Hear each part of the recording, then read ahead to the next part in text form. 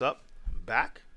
This is gonna be my final segment on the most interesting people who ever lived. Or not interesting, most important people who ever lived. I'm very proud of how this series came out. When I first created this list, I wanted it to be diverse. I wanted to get people thinking. And a lot of people sometimes might look at my videos and they would ask me what books I read. Like they would ask me what books I read, who's my teacher, how did I come to this, how did I come to certain conclusions.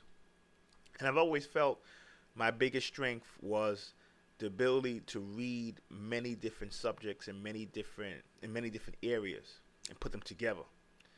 And so when I hear like somebody will say, "Well, how come this is not the name of a famous artist on your list or your famous scientist on your list?" I like that. I'm like, all right, I like that. That's thinking. I mean, yeah, of course. When you make a list, I make it so that people could debate and ask me how come certain names are on the list. But then when I hear people asking me about occultists, like they'll have like 5, 6 names and say, how come this person on the list?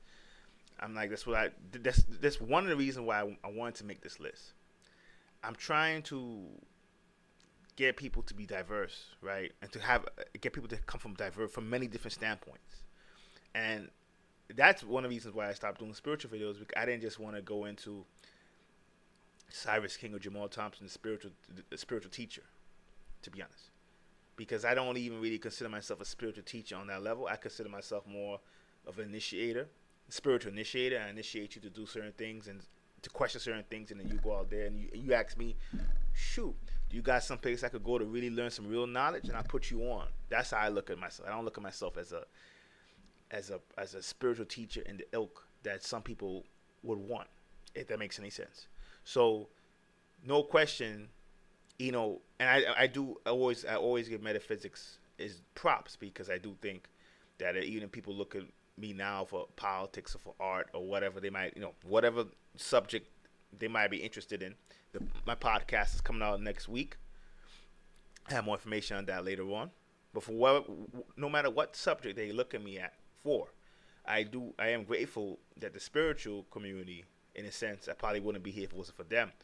So I always give them that respect. But no question, for me, occultism is something that's in the background. See, for me, it's never really so much as, oh, can people really fly? Can people walk through walls? Do people have telepathy? Do aliens exist? Those are not bad questions, but to me, those are more questions for people who have done work to transform their consciousness to a certain level, and then they can answer that for themselves because they can see it for themselves. I do think in your everyday life, right? Because this is what spirituality really is. Spirituality is what created the physical world. So I do think in your everyday life, you should be grounded. You should be able to understand politics, economics. You should be able to appreciate art, because all those different things are spirituality in their own way. And if you can't appreciate that, you're not going to get into real spirituality. It's going to just be space cadet stuff, which is why I stopped the spiritual videos. Now, we got past that. Now, time to go to the list. This is my top 10. I have to say for sure, this was hard, obviously, right? So I got my number 10. I'm going to start from the bottom go to the top. Number 10 is a tie between Cleopatra and Nefertiti. Both of them are strong women. Maybe different ways. I think Nefertiti is probably more of a ruler's ruler, in the sense that, she was a wife of a pharaoh. But, I don't, Cleopatra, her way of ruling was more seduction for the most part. And I do respect that. I'm not a person who says that's not real power, because I do think the base of a lot of, especially dealing with soft power, is that. So whether you liked her or not, I do think when you understand how soft power operates, you understand a lot of things in the world that you may not understand right now. But when you look at it and you put those facts, when you understand soft power, a lot of things that happen in the world would make sense. So I think Nefertiti and Cleopatra, got them both tied. Both obviously related to Egypt, even though Cleopatra probably wasn't of Egyptian blood. But Egypt eventually became a very diverse and different cultures became it became a diverse nation culturally, even though Egyptian culture was the most powerful. So even if you were from another country, let's say originally, when your family went to Egypt and you got integrated in them, you became Egyptian. So meaning Egyptian culture was very dominant. So all you gotta look now. Egyptian culture is still dominant. That you still people still probably more mystified with Egypt than any other country in the world. right? Especially, let's say, if I put on my movie lens, I want to make a movie. And yeah, I mean, Egypt, I mean, I like Mesoamerica, but I do admit, when Egypt comes in, it just catches people's imagination. So I do think both of them, even though Cleopatra was, like I said, maybe a little bit different than Nefertiti, I do think both of them accomplished a lot. And in a sense, accomplished it more that when we, not really for so much of what they've done, but really more. Well, Nefertiti did a lot. I'll give her that. Cleopatra's accomplishments are going to probably be more when people study that story eventually and look at it in the future. Now, they're both great, so yeah, people could look at Cleopatra now, and obviously, if I have a top 10, nobody would blink an eye because she's that famous. But she's probably more famous than Nefertiti. But I would say that both of them will probably become more celebrated as time goes on. So I definitely want to put those two as my top 10. And it was hard, so I had to tie them together. My next one, Genghis Khan. Hands down, probably my favorite personality ever. Like, no question. The Khan, I mean, there's not that much you could say. His accomplishments are so big, I could do a video just on Genghis Khan easy. I'd probably do a series of videos on Genghis Khan. When people hear the name, they think tyrant, dictator, but they have to look at it. You have to look at it for what it is. We live in a world where they say kings and queens don't have power, right? And the ruling class now of today's time has more power than kings and queens ever had, right? So even though kings and queens don't have official power, right? I mean, I'm not going to say they don't have official power, but we're supposed to live in an era of the post-matriarchies, right? Where, in a sense, monarchies, I'm sorry, not matriarchies, post-monarchies, where when people look at it, like I say in the British royal family, it's just more of a ceremonial thing, right? Someone wants to be knighted, or we want to crown up and coming royalty.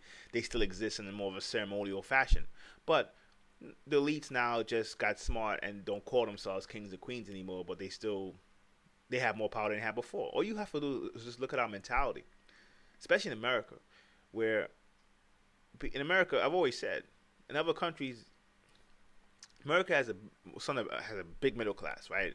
And in fact, most countries don't even have middle class. They just have rich or poor. And the middle class wants to become rich, which is cool. I always tell people, you should always want to get your money. But they allow the rich to basically do whatever they want. And they say someone is an ideal person just because they got money, which is cool. I mean, if this is the old days and you were a real creator and you got money, then the more power to you. But we live in a system right now where the game is rigged because the old money blue bloods don't want competition. See, on one hand, they look down on the on the lower classes. But next hand, because to me, I'm like, listen, if you're really better than someone, make the game even, if that makes any sense. But people don't do that, right? So that's the problem. So in a sense, Genghis Khan being number 9, I thought fitting because even though he was the son of a noble, but he was like a noble of a really lower, like he was like a really lower noble, right? So he wasn't someone who you would think would rule, right? And he came in and from Little Mongolia and came and built the biggest empire the world's ever seen. When you talk about an empire that, you talk about Central Asia, Western Asia, going into Iran, you're going into China, you're going into India. I mean, that's a huge empire. In fact, so big, they were going to cross into Europe, right? He just died, in a sense, when he died, they didn't even know what to do.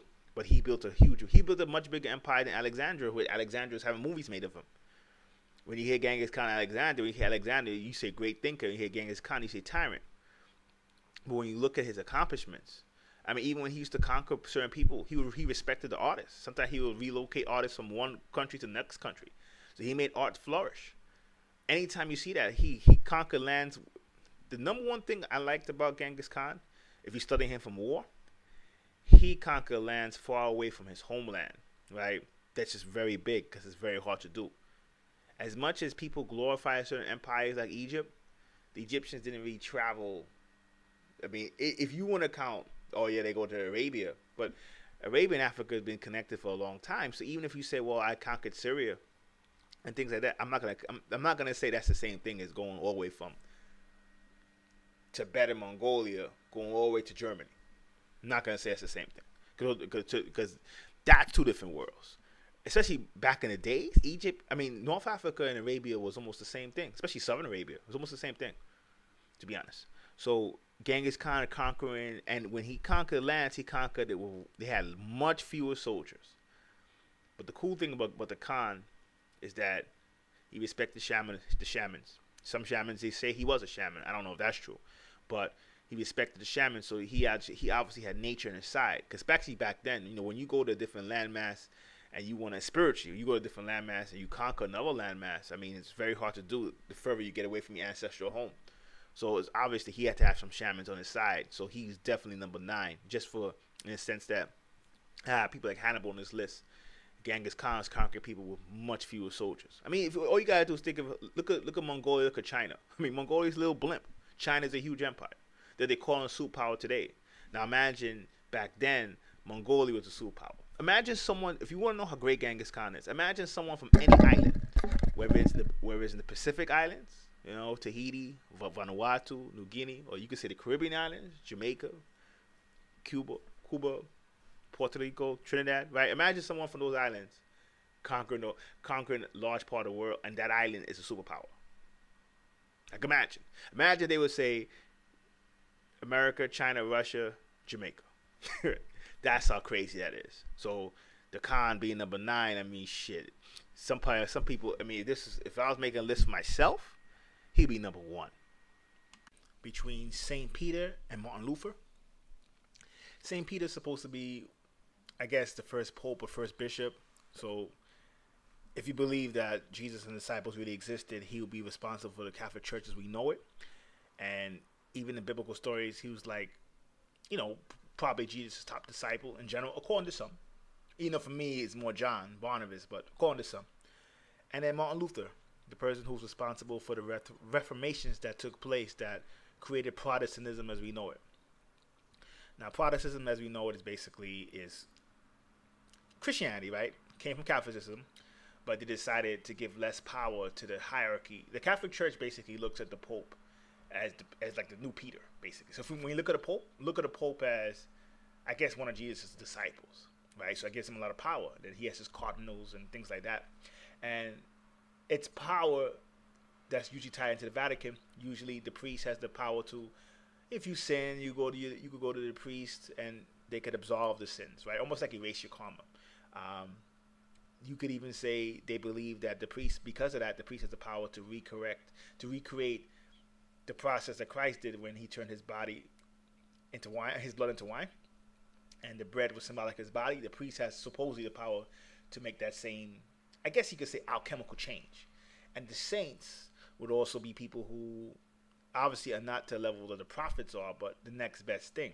So, and then the Catholic Church would say who's a saint or not. So that gave power in one institution. And Martin Luther didn't like that. And from his time,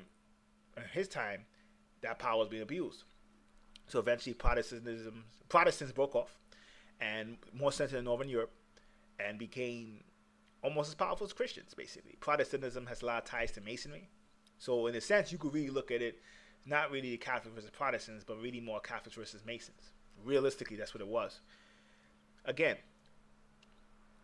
people sometimes may get into, if they don't like Christianity, this list is not about that. It's about influence.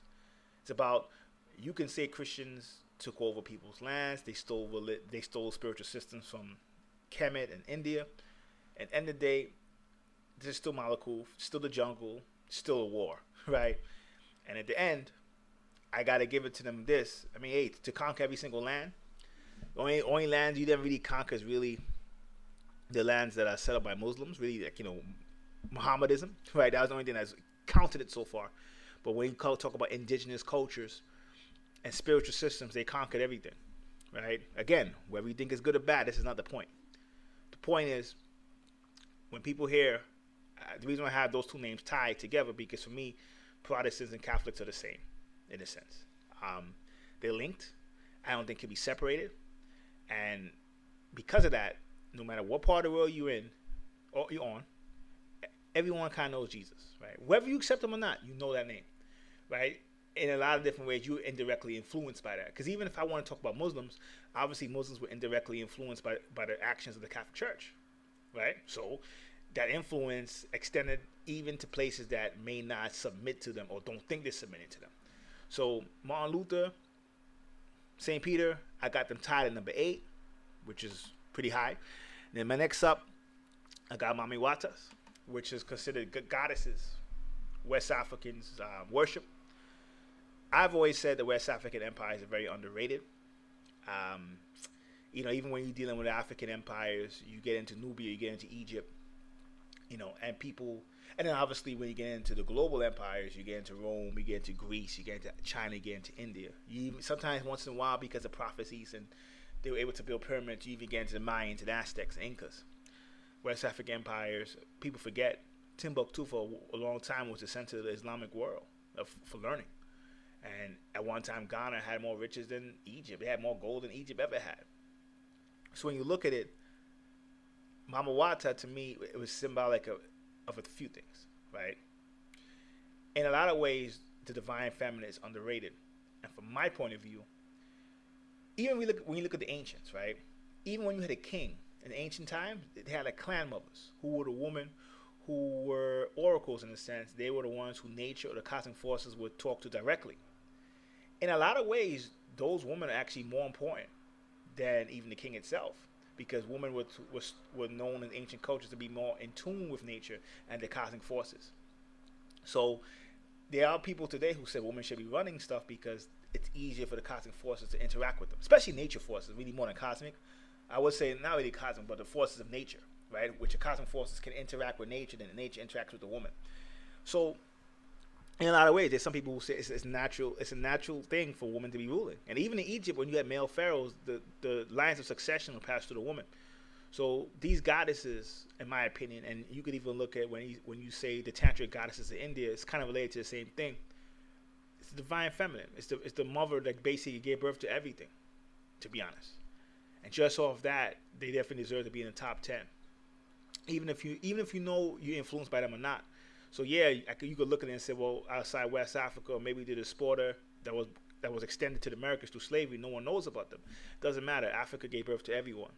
So if these are not your mothers, these are your grandmothers or great grandmothers. So no question, they deserve to be on the list. Number 7, they are, and they're on it as well for symbolism. If you notice, Nefertiti, Cleopatra, they were at 10. I wanted to make sure to include women because women usually don't get appreciated for being able to rule. And I think when we live in the world today, when you look at logic, when you look at knowledge of what we consider smart, if someone is good in math and logical information, right, that you have to learn, we say, oh, they're smart, they're a genius. But yet women can not ever know how to give birth to, they can never not know how to take care of a kid. They give birth to a kid, they automatically know how to hold the child, where a man has to be taught how to hold the child. Right? There's little bits of knowledge that your great grandmother may not have a college degree, and she just knows, right? Women have a type of instinctual wisdom that they pass on to each other, that, in my opinion, is even greater than what we're calling knowledge, to be honest. So no question, when I have these goddesses there, it's not just for what you think they've done, but it's also for what they represent.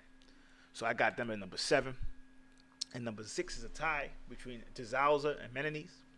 Now, Menes was the first pharaoh in Egypt. Djoser was probably in the 4th dynasty. There are a lot of people who would say what we call Hermes or Thoth was Djoser. He was a pharaoh, but he was like a pharaoh / scientist, right? And if you say he was Hermes, this is like me having Thoth himself on this list. I mean, no question. He's 4th, and shit. I put Menes on the list as well because he was the first pharaoh.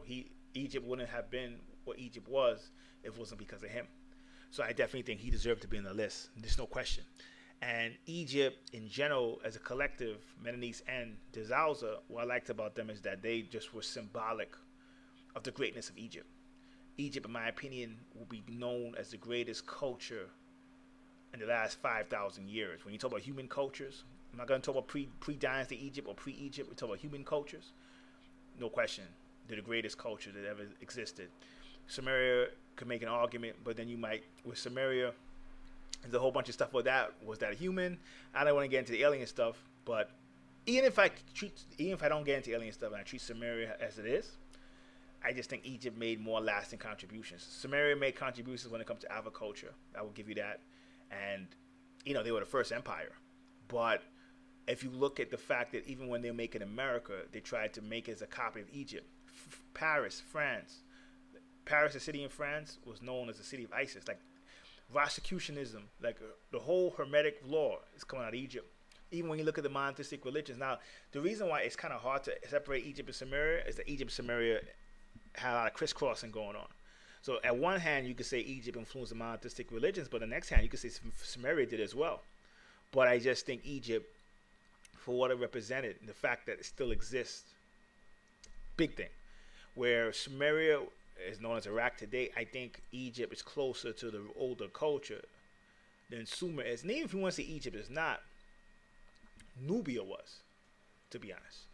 And the older pharaohs had a lot of ties to Nubia, right? And in a sense, that's really what even if you don't want to say Egypt, Nubia still exists today, to be honest. And the culture still exists. So it's more lasting to me than Sumer was. So that's why for me, these two names to be there when I wouldn't really have I don't have Sumerian kings on my list, to be honest. Now, a lot of people have accused me to be biased toward Egypt versus Sumeria. If that's to feel that way, fine. But I think these two names are definitely names that you're supposed to know, especially if you consider that the Djoser to some is Thoth, right? Or at least an incarnation of him.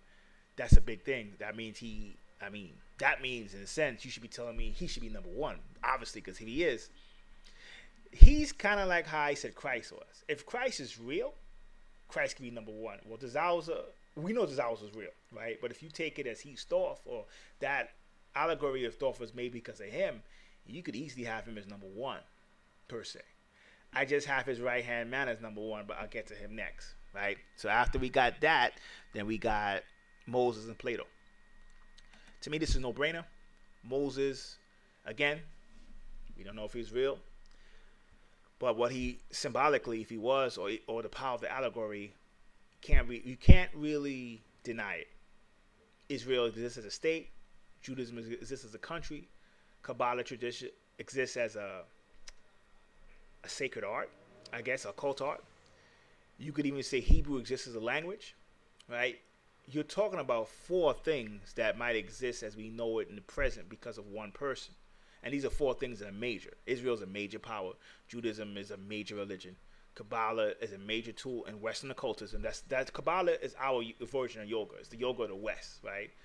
And, obviously, you can't say he created Hebrew, but we look at it how Hebrew was constructed today. May not be, if you believe he's real, the Jews may not be speaking it if it wasn't for him. And even though the Jews don't really speak Hebrew, it's not the same, but it's related. So Moses, and one thing I like about him is what he represents as a story. Where Christ was born God, Moses became that by studying all the wisdom of Egypt, right? Which is basically Hermeticism. So when you look at it, the story of Moses is closer to the path that a human would take. The humans are not born avatars. I know people like to think that, but they're not, right?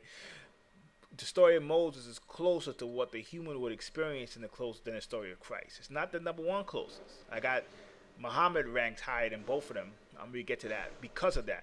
But the story of Moses obviously will be inspirational to anyone influenced by it. Next up, I have Jesus, number 4. For me, no question. Only reason why he's number 4, not higher, is doubts if he existed or not. But again, even if he didn't, see, this list is also, sometimes it may not just be actual people who could have existed. It's also stories that get created that inspire. Because 5,000 years from now, if you're the most logical person in the world, you don't believe in magic, you don't believe in science, 5,000 years from now, something that's real against something that's myth, you could barely tell what's the difference between either one of them. But if they inspire, then it's the same, right? Whether you're talking about Jesus the myth or Jesus the man, if it inspires you, it's the same, to be honest, especially as time goes on. Myths don't become, see, the reason why some people, from my opinion, if they exist, they should be ranked a little higher, is because it takes myths a lot longer to be as relevant. So if I have the reason why, let's say, comic books are not going to be like the freaking, pictures inscribed in Mexico, in the Mexican pyramids or the pyramids of Peru, are because a comic book may not be remembered 80 years from now, right? But a myth only becomes powerful if it really is truly, if it lasts the test of time. So that's why I give the edge to people who really existed, obviously. But if you talk about time, as time goes on, it doesn't really make a difference. So I think when you look at it from that point, let's examine Jesus if he did exist. Talk about legendary dude. Person born, 7 chakras activated, which should be classified as an avatar based on people's perceptions. Even as he was born, right, for 17 years he studied. Then he came back at 30 and he did his thing, right? The whole is he God stuff, I can't get into that. No one person can be God. They're like the source God, right? You can be a little God, but not the source God. So that part's ridiculous. But that happens because when you inspire, I mean, basically he inspired in the sense that if you look at the aspect of the story, if it went down like that, right? You're talking about someone who, when in yoga they say you're supposed to become one with the divine. He became so one with the divine that he was able to do great things, and people today debate if he was God or not, because he became what all humans are supposed to be, a reflection of the higher worlds. And the interesting thing about his story is even when he was born so-called perfected, because being born with 7 chakras is not perfected. He still had to work to get what he had to do. He still had to study. He still had to experiment. He still had to make mistakes. So when I get people who think that they could get spiritual, principles without even working for it, I mean, and most people are only born with 2-3 chakras activated. It tells you the delusions. They're doing their own delusions. So I think with Christ, he was a perfect symbol of the great things you can do once you understand what your purpose is as a human being, right? You're a little God. So, and not really saying it to be egotistical, you're a reflection of the divine. I don't care what race you are. I don't care what gender you are, or I don't care what social status you have. So I think Christ was symbolic of that, and that's why he deserved to be number 4. And also because Christianity is so influential, every single person anywhere in the world knows what that is. Now, Muhammad is number 3. So you say, well, okay. So then automatically Muhammad and Christ's position on this list is going to be compared to each other. But I'll tell you why it's not a comparison. Christ was born more divine than Muhammad was. And in a lot of ways, you could say Muhammad accomplished just as much. And Muhammad, we know, was real. Off that, right? We know Muhammad existed. And if you go by the story, he was born less divine than Christ was, and he still rose to the same level. And his followers don't get confused. They know Muhammad is not Allah subhanahu wa ta'ala. So they know that, right? They know that. So in a sense, you could say he did a better job than Christ when it came to that.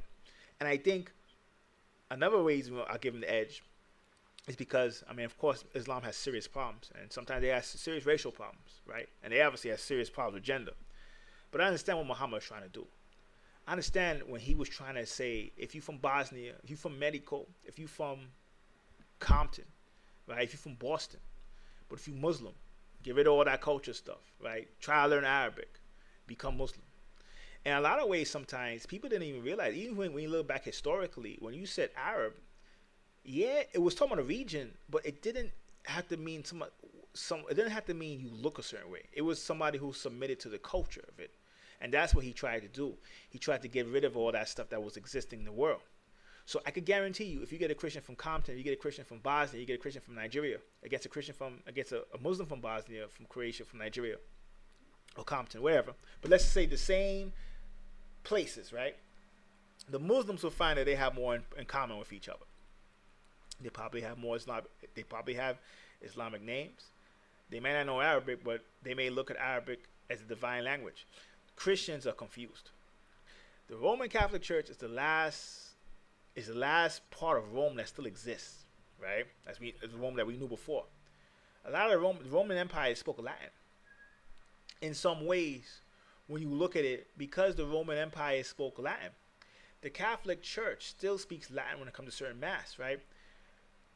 Muslims know more about their core history than Christians do. Where, in a lot of ways, the Catholic Church was saying Latin is more of a divine language than English or whatever language that they may speak now. And people may say, it doesn't matter what language you're speaking or praying in. Really more praying in. Because it doesn't really matter what you're speaking in, but praying in. But in the book of John, it says in the beginning was the Word, and the Word was God. Yeah, people could look at that as God's Word, but they could also look at that as the vibration that God is functioning on. And Latin has a more powerful vibration than, let's say, English or German has. So Muhammad knew that were Arabic, and then that's why they hold Arabic up to that high level. So when you look at it from a certain angle, on almost every single thing, his followers don't worship him, for the most part.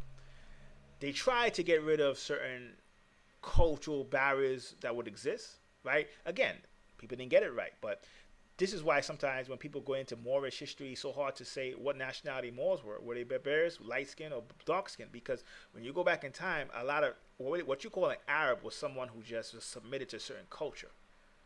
To be honest, that's the difference. Yes, if you were from a certain region, like if you were someone from Nigeria or Bosnia, that's not going to be as Arab person. Even if you submitted to the culture, that's not going to be as Arab as, let's say, someone from Saudi Arabia or Yemen, of course. But that was more based on a lot of times what Muhammad sparked or attempted to spark. So I have to, because of that, from the cultural aspect, from the fact that his worshippers don't worship him per se, I will have to give him the edge. And on top of that, it's because the Muslims still acknowledge what happened before them with Judaism and Christianity, where the Christians don't want to admit Muhammad was divine. So they closed over the whole story, to be honest. Where if you look at the complete story, the Muslims would have it. So I had to get, and Muhammad was born far even worse than Moses was. He couldn't even read. Right? Moses was still, in the end of the day, a member of the Pharaoh's household. I mean, how many people, myself included, are born royalty? None, right? I'm not royalty, and most people are not.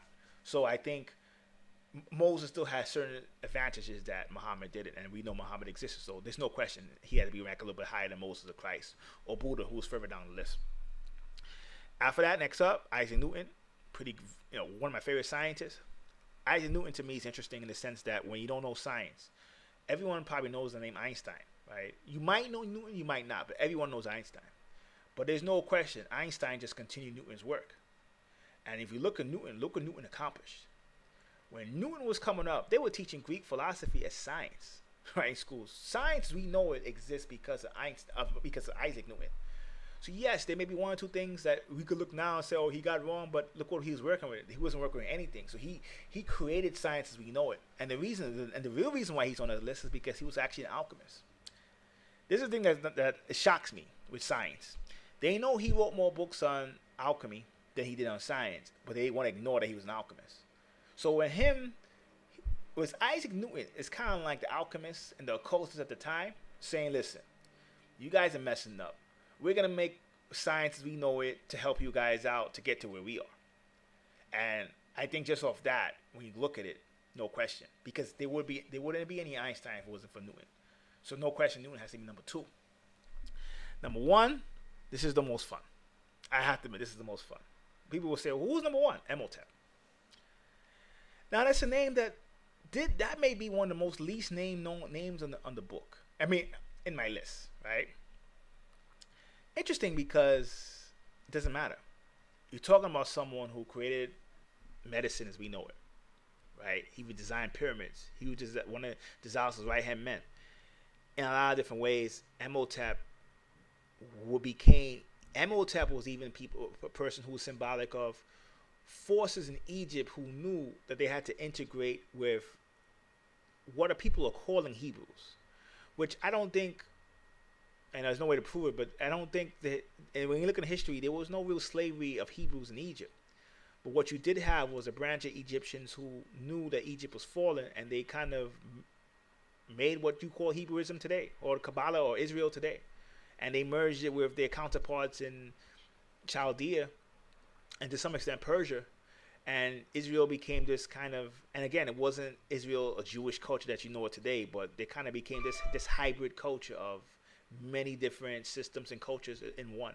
That's what Israel, you have Isis Ra'el, 2 Egyptian deities and 1 Mesopotamian deity for that reason. So Imhotep had that vision to see the future, in a sense. And in a way, he had to be ranked higher than Moses, because if it wasn't for Egyptians like him, a lot of people who are saying that they're Jewish wouldn't be able to say it. Even if you argue if they are Jewish or not, right? They wouldn't be able to say it. So when you look at it, just off the medicine. I mean, he invented medicine. He was like one of the first surgeons. So every doctor who is practicing medicine, they wouldn't be practicing if it wasn't for Imhotep. And he was not born of the noble class in Egypt. So just like Muhammad, he rose up to the top. Beautiful examples to follow. And he's a name. The reason why I have him number one, because you may not know who he is now. 100 years from now, there would not even be an argument of who's number one on this list. So that's why to me, Imhotep probably is number one. And he's symbolic of why I want to make this list. Or because you don't know somebody's name. Or because you don't know how they influence you doesn't mean they don't influence you. And we make very biased lists, right? I was looking at someone, they said, oh wow, yeah, you got Hitler ranked higher than Malcolm X. I mean, that's only seems strange if you look at it like I'm a black man, I'm supposed to be biased, right? I don't get into that in my work. When I put together lists, when I write books, I try not to. Everyone is going to be biased to some extent, but it's your job to be able to try to balance that as much as you can, right? Hitler obviously influenced more people. How could I not say he's ranked a little higher? That's not a list of who's the best people. That's who's the best person, who's the most good person, right? That's not even a list of who influenced black people, who influenced white people. This is a collective list. And Imhotep being number one is symbolic of that. The fact that history, or the story, really, our story as a collective human race is still being written. So all because someone's getting props now, it doesn't mean they're going to always stay like that. You know, a Republican could say, oh, George Bush is not that bad. A Democrat could say, oh, Barack Obama he's a lot better than George Bush. But how would they both be remembered 500 years from now? 500 years from now, Barack Obama might be remembered as somebody who gave people hope, I guess, to become president of an institution, right? But 500 years from now, they're going to know that institution. They're going to have a lot more information than we have, right? So I try to make a list that could stand the test of time, to be honest. And that's what I attempted to do. And I hope you guys learned something. And if you didn't know certain names, go out and check them out. And when you check them out, you realize, I hope it will change your perspective for you to realize why I made the list that I did. So until next time, peace. I hope you had fun.